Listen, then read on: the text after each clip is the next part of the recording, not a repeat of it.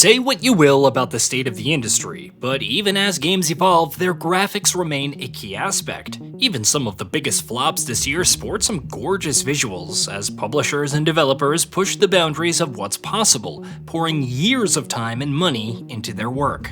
With all the talk of current-gen consoles and how they lack exclusives to showcase their graphical prowess, or how unsustainable the AAA model has become, it's worth looking back on the previous generation. Not only did its titles push the envelope despite their limited hardware, specifically the Xbox One and PS4, but their presentation and visual fidelity can easily compete with many of the current generation.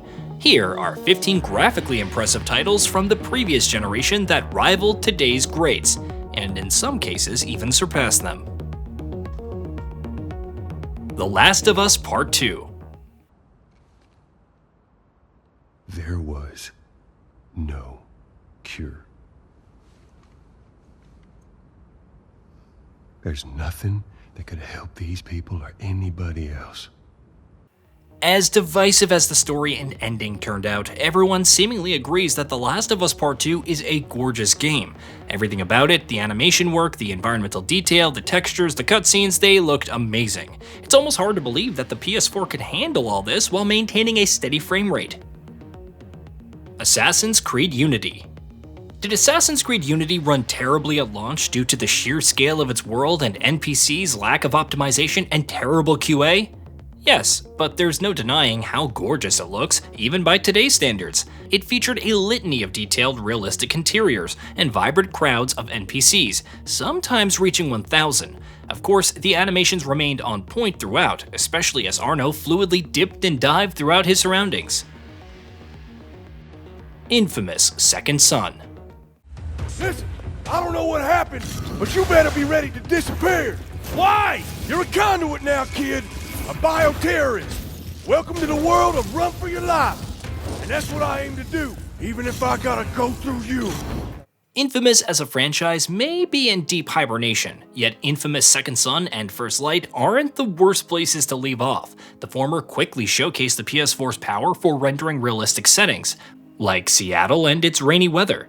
However, the particle effects, especially when Delsin utilized his powers, were perhaps the most impressive. From smoke trails and neon lights to video effects, it made for a trippy yet colorful experience.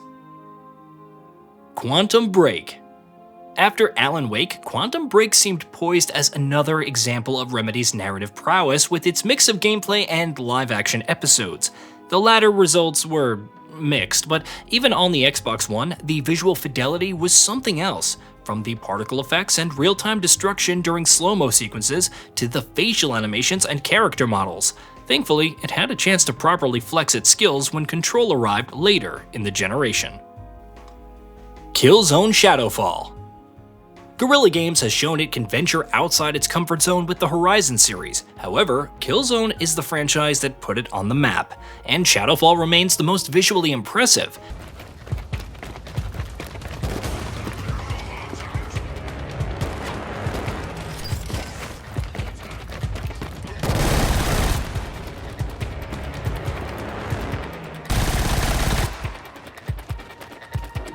As a launch title for the PS4, it showcased complex sci-fi architecture, reflections, dynamic lightings, incredible effects, and more while maintaining the series' penchant for action. Shadow of the Tomb Raider. Shadow of the Tomb Raider was developed by Eidos Montreal, who went with a darker mood for its storytelling. While that didn't pan out narratively, the use of lighting, shadows, and destructible environments combined with a more expressive Lara Croft remains visually impressive. Even nuances like the new camouflage features stood out with their dynamic details. Mad Max.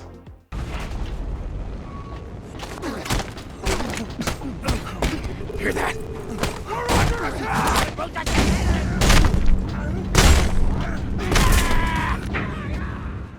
Open-world games are some of the most challenging to pull off in terms of environmental detail and scale while making them unique. Yet Avalanche leveraged this for Mad Max, recreating the barren wasteland and factoring its near endlessness into the gameplay.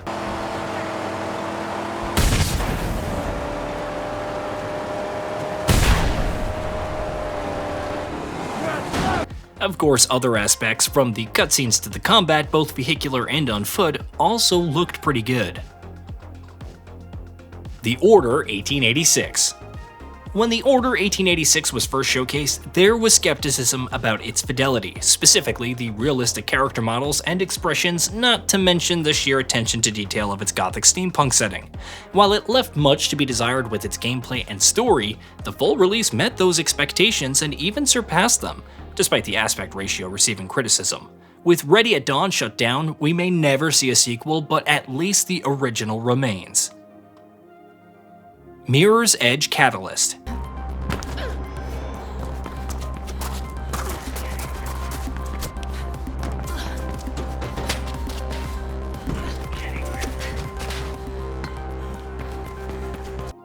While the story of Mirror's Edge Catalyst felt like an afterthought, the visual fidelity is a different matter. Like the previous games, DICE depicts a surveillance state with stark realism, utilizing fluid animations, detailed textures, and an impressive draw distance.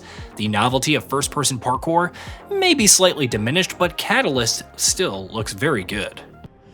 And that's where you're gonna want to go up to the 4th floor. Okay, let's So Noah, what's the beat? I heard some runner got out of juvie today. I heard she's eager to run. Metro Exodus.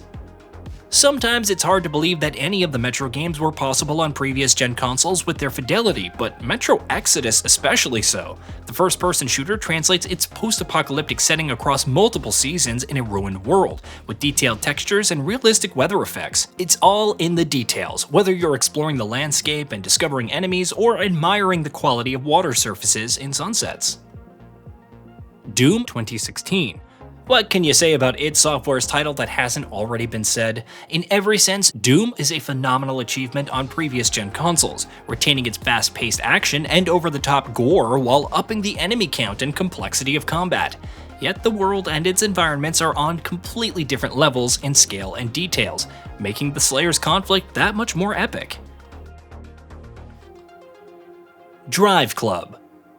What began as a troubled product for Sony eventually morphed into one of the best racing sims ever. The visuals sold it, delivering realistic cars and tracks that could compete with the best. The weather physics alone are worth the price of admission.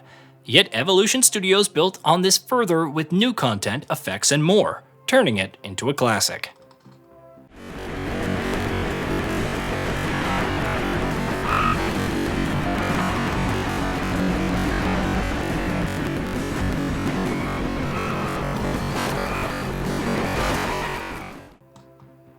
Rise, Son of Rome.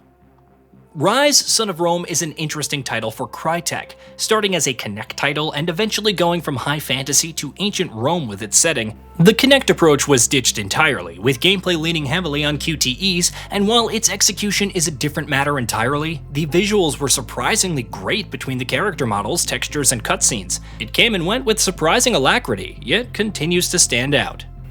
Gears 5.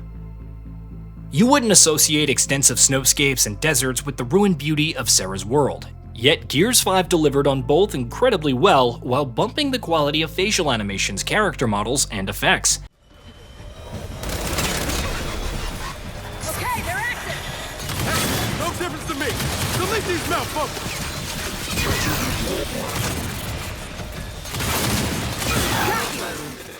It all showcased the world in a new light, yet still felt distinctly Gears, with the cover-based gameplay intact and expanded. Here at Paddock. That's the end of my good news. You have another task. Ghost of Tsushima. It's insane how Ghost of Tsushima looked as good as it did. One ride through a field with the sun shining was enough to convert anyone. However, it further backed it up with incredible animations, a unique open world with varying climates, and detailed cutscenes. The insane part is that it's arguably a downgrade from its first ever gameplay reveal and still looked phenomenal. Expectations are high for Ghost of Yote, but if Ghost of Tsushima is any indication, Sucker Punch could very well surprise us all.